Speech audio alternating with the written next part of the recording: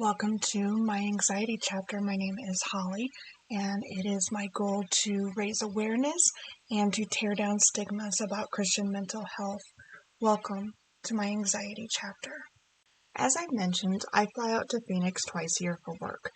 The experience last December made such an impact on me that I was not excited about this trip, especially knowing that I would be making it alone.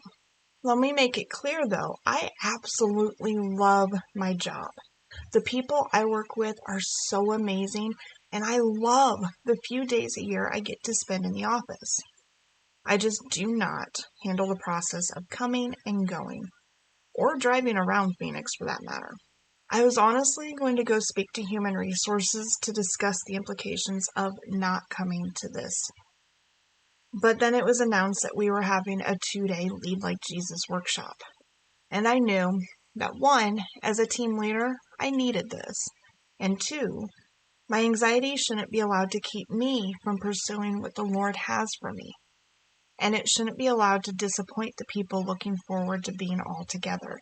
I spent a solid week after that announcement feeling anxious and off kilter, because it just became evident to myself this trip was happening, like it or not. I was excited for the workshop, though, and to spend time in person with my team. So I bore down and accepted things. For a few weeks, the anxiety lessened. I debated with myself about medication for the flight. 2 things kept me from pursuing Xanax or Valium. The first is, you cannot get them here via Teladoc or any other remote medical service. We only have 1 vehicle. I do not have a local doctor set up, so it's not something that I could try to just make a phone call to obtain the 2 little magic happy pills. To go to the doctor in person would require 2 people to take time off work, as our schedules would not line up any other way. I can get time off easily. My mother, who lives with me, drives my truck as she's not able to buy a car yet. And since I work from home, it just makes sense.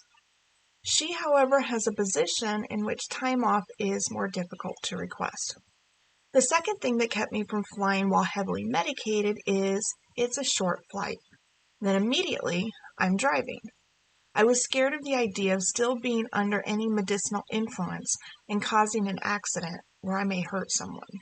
When I'm in Phoenix, I rent a car. And then when I come home, I'm flying in so close to midnight that I have to drive home, as others struggle with night driving and honestly barely even make it to pick me up. And part of my anxiety, I have to be in control and the one driving.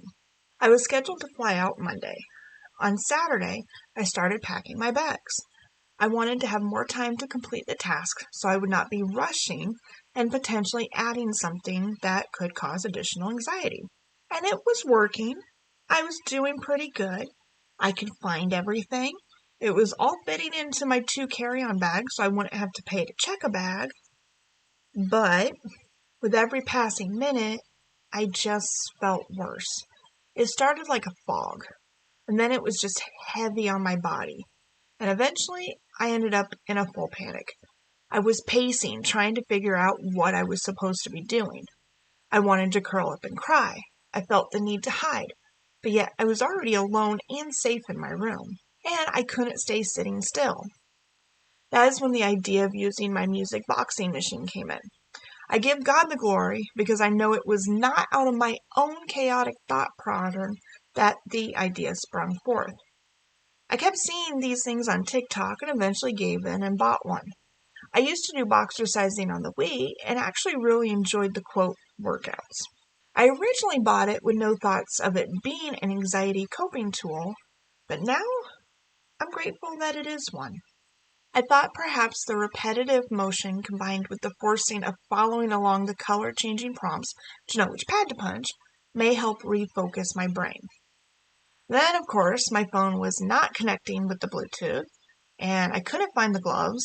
Eventually, I got it connected with Skillet, which is a Christian rock band, blaring out of it, punching in time with it. I did not find the gloves, so after 15 minutes, my knuckles were feeling the abuse. But it worked. Sure, I was still kind of humming with anxiety, but I was able to release that intense pressure that was taking over my mind and body. I sat quietly on my bed for a while, letting my body calm down before adding this episode to my anxiety tracking journal. And then I got up, I took the dog outside, and I gave myself some grace.